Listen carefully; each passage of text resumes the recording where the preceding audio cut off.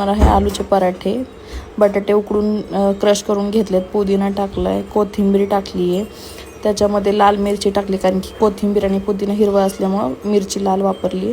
कांदा बारीक कट करून टाकला आहे आणि काही मसाले टाकलेत, लाल तिखट वगैरे सगळं तुम्ही बघू शकताय. मीठ चवीनुसार हे सगळं त्याच्यामध्ये ॲड करून सगळं मिक्स करून घेणार आहे.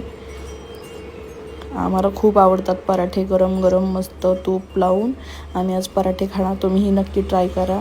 तर हे सगळं मिक्स करून घेणार. पीठ भिजवून ठेवलेलं आहे मी आधीच, म्हणजे हे तयारी करायच्या आधी मी पीठ भिजवून ठेवलं, मग तूप वगैरे घेतलं, सगळं तयारी चालू केली आणि मस्त आता आम्ही पराठे करणार आहोत. गॅसवर तवा ठेवला आहे, पोळपाट वगैरे सगळी तयारी केली. एक गोळा घेतला आणि मस्त त्याच्यामध्ये सगळं पीठ वगैरे भरून घेतलं आणि छान अशी लाटला आणि मस्त अशी पराठे करणार आहोत. तर तुम्ही पण ट्राय करा सगळ्यांनी आणि तुमची चव कशी होते ते तुम्ही मला नक्की कमेंट करून सांगा.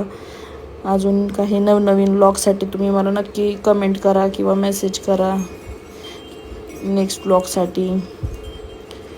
तर अशा पद्धतीने मी सगळी तयारी केली. आता मी पहिला गोळा घेतला आहे, त्याच्यामध्ये ते पीठ भरलं सगळं बटाट्याचं, छान असं पुरणासारखं भरून घेतलं. पुरणपोळी करतो अगदी तसंच करते. कोरड्या पिठामध्ये भिजवून घेतलं आहे आणि मग लाटते. लाटून झाल्यानंतर मग तवा छान फुल गॅसवर तापवला. मी एका हातात मोबाईल धरल्यामुळे एका हाताने उचलला आहे पराठा आणि पराठा टाकला गॅसवरती, फुल गॅसवरती. परत मग आपण शेकून चांगला घेणार आहोत त्याला. छान जेवढं तूप लावू तेवढा टेस्टी लागतो पराठा. आणि पुदिना मेन आहे, पुदिना थोडासा टाकायचाच, पुदिन्याने अजून छान फ्लेवर येतो त्याला.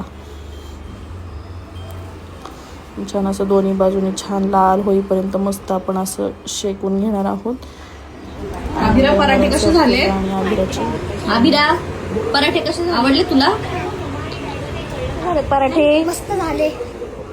आणि हे पराठे खाऊन झाल्यावर बघा यांची मस्ती चालू आहे. केस ओढून त्याची केस ओढती आणि विंचरते. चला बाय, भेटू नेक्स्ट व्लॉगमध्ये. Bye, see you.